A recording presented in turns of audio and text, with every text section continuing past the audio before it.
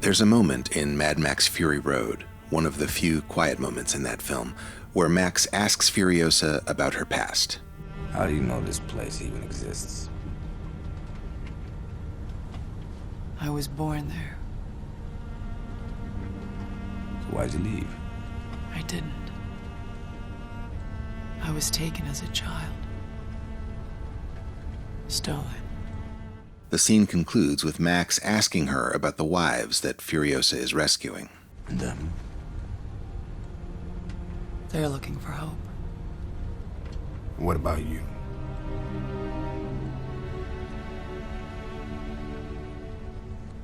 Redemption.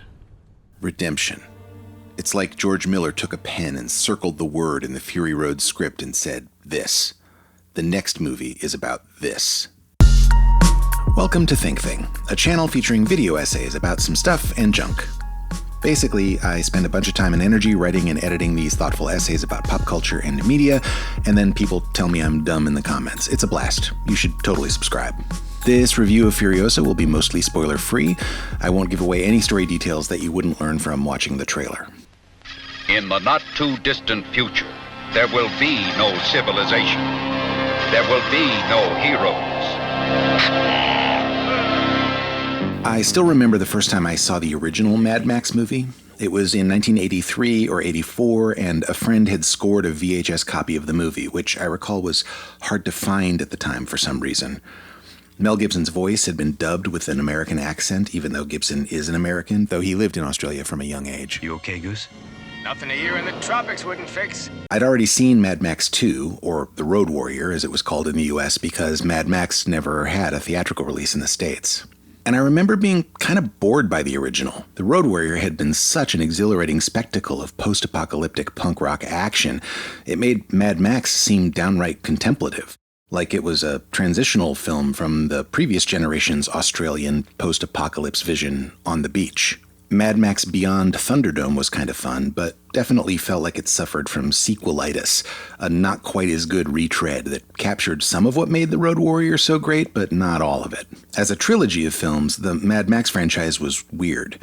They all featured the same character, played by the same actor, but they were each quite different from each other, and in some ways didn't even seem like they were set in the same world. Then, 30 years after Beyond Thunderdome was released, George Miller brought Max Rockatansky back to the big screen, with a new actor playing the role and with the benefit of more money and better effects. The result was Mad Max Fury Road, by far the best film of the franchise up to that point. It wasn't so much a movie as it was a theme park thrill ride, featuring nonstop car chases, amazing stunts, big explosions, wacky apocalypse punk world building, and a new hero figure in the form of Imperator Furiosa, played by Charlize Theron. It was nominated for a Best Picture Oscar, and it's almost universally beloved. Now, prequels are almost always a letdown. A few that I can think of were good movies that I really liked, but I'd be hard-pressed to say that they were actually better than the films they're based on. The one exception to this that I can think of now is Prey, which is actually vastly superior to any of the other Predator movies. I'm planning a full video about that film soon, so stay tuned for that. Furiosa might be, again I say might, the jury is kind of still out on this, but it might be a rare exception. It's different from Fury Road for sure. It's not a nonstop roller coaster of a film. It does more in terms of explicit and detailed world building. It's episodic in how it's told, and I think there's a bit more to chew on in terms of meaning than in Fury Road. More on this in a second. The films are also similar in a lot of ways, more similar than any other two Mad Max movies by a long shot. They share a number of characters, not just the protagonist, a color palette, some broad themes, and a musical score. But Furiosa is not a copy or a one-up of Fury Road, and that's a good thing. If Miller had doubled down on the formula that made Fury Road so successful, even if he'd absolutely nailed it, it would have seemed like a retread. Instead, he went in another direction, and we are all the better for it. One review I read said that Furiosa is not Fury Road in the way that Aliens is not Alien. That sounds right to me. Both are great, but there's a significant tone shift. Fury Road was uncomplicated, tight, lean. It told one very clear, simple story. If Fury Road was a short story, then Furiosa is a novel. It has chapters like a novel, and it's longer by 28 minutes. It also covers a much broader scope of time, many years. Fury Road took place over the course of about 3 days. Fury Road is so tight and lean, there's barely enough there to make you think in terms of message or meaning. I mean, there is a message there, but it's so straightforward it barely qualifies as subtext. Fury Road is a clear commentary on patriarchy and toxic masculinity versus sensible, nurturing femininity. The symbols are knock you over the head obvious, but it's still lots of fun. Watch Lancelotti's recent video about Fury Road for an excellent summary of the themes and subtext going on in that film. There's a link in the description. Furiosa is largely concerned with these same themes, but in a more complicated and interesting way. I won't delve too much because that way lies spoilers, but just know that the relationships between masculine and feminine signifiers at work in Fury Road are more complicated in the prequel, in ways I'm still trying to parse. I do have one quibble with the film, and it has to do with the casting of Anya Taylor-Joy. No shade against her as an actor. She's great. It's just that well, just look at her. She's got that face.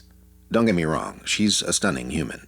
It's just that she's so weirdly beautiful, it kind of breaks my willing suspension of disbelief. Her performance is excellent. It's largely internal, expressed through those huge almond-shaped alien eyes of hers, and she does a great job at that. It's not her fault she looks the way she does. George had a very specific image of how he wanted me to hold my face, and that really only left me my eyes. Charlize Theron is also a symmetrical, beautiful-looking person, but her face is somehow better suited to disappearing into a character. Anya Taylor-Joy is always going to look like Anya Taylor-Joy, no matter how much grease she smears on her face, and I found that distracting. I actually wish they had cast Taylor-Joy as the young woman version of Furiosa and then had Charlize Theron back for the third act when the film's events are closer in time to the events of Fury Road.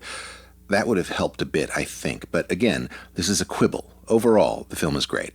Furiosa famously tanked at the box office in its opening weekend, resulting in the worst Memorial Day weekend movie premiere since the 1990s, though it's worth noting that it was still the #1 movie in theaters, and in fact, it's the only Mad Max film to ever be the #1 box office draw on its opening weekend. For me, the question is not whether Furiosa is any good or not. It's great, and as far as I'm concerned, George Miller can keep churning out Mad Max stories for the rest of his hopefully very long life. The question for me is, which film do I like more, Fury Road or Furiosa? And I don't know the answer to that yet. I'll need to see Furiosa a few more times to settle on an opinion. Ask me in a year or two. In the meantime, go out and see Furiosa on the biggest screen you can find while that's still possible. Thanks for watching.